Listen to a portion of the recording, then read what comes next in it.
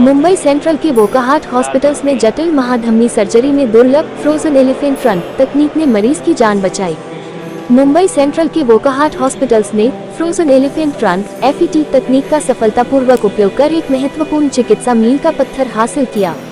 इस तकनीक का उपयोग एक जानलेवा महाधमनी स्थिति के उपचार में किया गया। प्रसिद्ध हृदय शल्य चिकित्सक डॉक्टर गुलशन रोहरा ने इस जटिल प्रक्रिया का नेतृत्व किया, जिसने मरीज की महाधमनी में गंभीर दोष को दूर करने के लिए नए सर्जिकल तरीकों का प्रयोग किया। 50 वर्षीय मरीज रिजवान सैयद जब बोकाहाट हॉस्पिटल्स मुंबई सेंट्रल पहुंचे तो उनकी महाधमनी में गंभीर उभार और उच्च रक्तचाप था। ये लक्षण महाधमनी के संभावित फटने का संकेत दे रहे थे। अगर समय पर इसका उपचार शुरू नहीं होता तो गंभीर परिणाम हो सकते थे। स्थिति की गंभीरता को देखते हुए डॉक्टर गुलशन रोहरा, डॉक्टर विशाल पिंगले और उनकी टीम ने आधुनिक FET तकनीक का उपयोग कर पीड़ित मरीज की जान बचाने का नेक कार्य किया। FET प्रक्रिया एक सोफिस्टिकेटेड तरीका है जो पारंपरिक ओपन सर्जरी को आधुनिक एंडोवास्कुलर तकनीकों के साथ जोड़ती है। इसमें आरोही महाधमनी को बदलना शामिल है, जिसमें महत्वपूर्ण शाखा वाहिकाएं भी शामिल हैं, ताकि महाधमनी की दीवार को स्थिर किया जा सके और फटने और जानलेवा रक्तस्राव जैसी अन्य जटिलताओं को रोका जा सके। हॉस्पिटल ने एक करके एक रिकॉर्ड कायम किया है, आपके साथ उपस्थित पेशेंट, क्या संदेश देना चाहेंगे आप लोग? सर, मेरा संदेश यही रहेगा कि ये पॉसिबल था क्योंकि पेशेंट की फैमिली ने सही टाइम पे डिसीजन लिया, हॉस्पिटल ने सारी चीज़ें सही टाइम पे अरेंज की हैं और हमारी टीम उस सर्जरी को सक्सेसफुल बना पाई इन्हीं कारणों की वजह से। इसमें बहुत सारी चीज़ें इंपॉर्टेंट होती हैं। ये सर्जरीज अच्छे सेंटर पे करना ज़रूरी क्यों होता है? क्योंकि आपके पास हॉस्पिटल का सपोर्ट है, स्टाफ का सपोर्ट है, ब्लड बैंक का सपोर्ट है। आपको ब्लड बैंक के लिए बाहर नहीं जाना पड़ता। आपको CT स्कैन रिपीट्स करने हैं तो आप यहाँ पे कर सकते हैं। So it's very important to have वो टीम एक जगह पे, hospital support and the family support. जैसे उन्होंने अपना अनुभव शेयर किया, लगभग मुंबई के सभी हॉस्पिटलों में उन्होंने घूम लिया था, किसी ने तैयारी नहीं की इतने बड़े ऑपरेशन को करने की। तो वकाट की टीम ने चैलेंज को किस तरह स्वीकार किया और आने वाले दिनों में और क्या सुविधाएं आपके हॉस्पिटल द्वारा इस तरह की उपलब्ध कराई जाएगी आम लोगों के लिए, जैसे जटिल जो बड़े ऑपरेशन?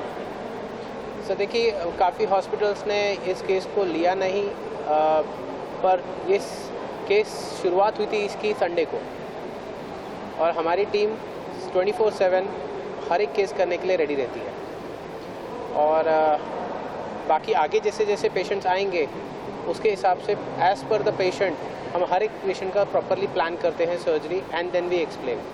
सो हमारी जो भी काउंसलिंग होती है हर पेशेंट की, वो प्रॉपर काउंसलिंग होती है, इन डिटेल होती है along with the admin.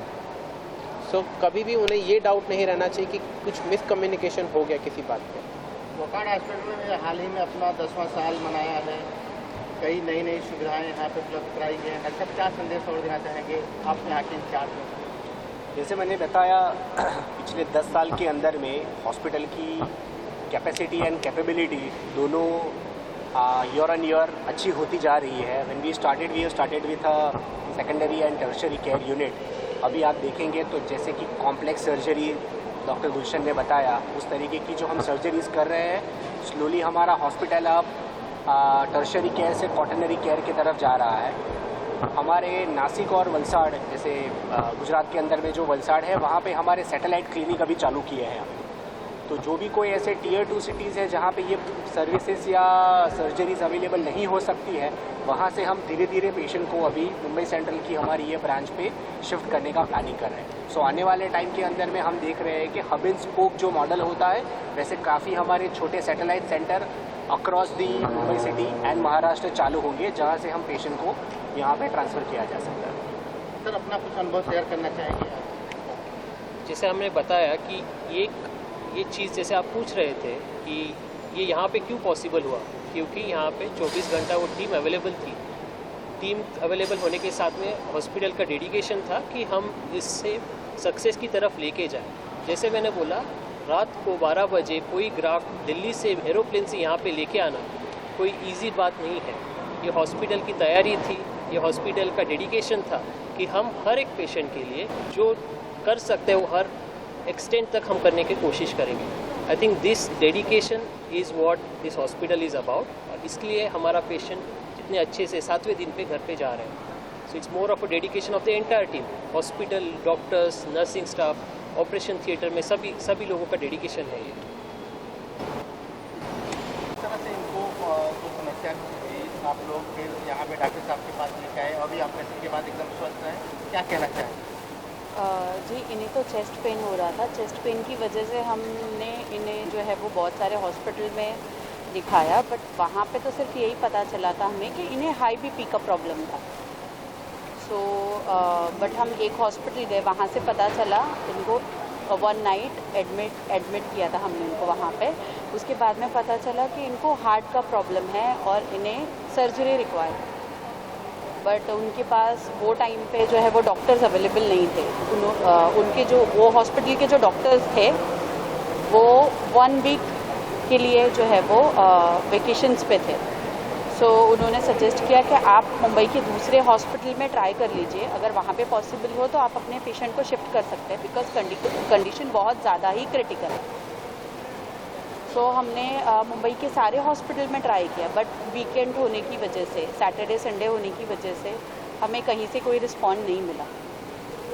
Then हमने संडे ही लेट नाइट हम इमरजेंसी में बोकाहाट हॉस्पिटल आए एंड वहाँ पे हमने इमरजेंसी से गुलशन रोहरा सर को कॉल किया एंड देन उन्होंने संडे मॉर्निंग ही हमें बुला लिया सारे रिपोर्ट्स के साथ। एंड देन सर ने हमें सजेस्ट किया कि इनको जो सर्जरी रिक्वायरमेंट है वो हम करने के लिए रेडी है विद इन 2 days।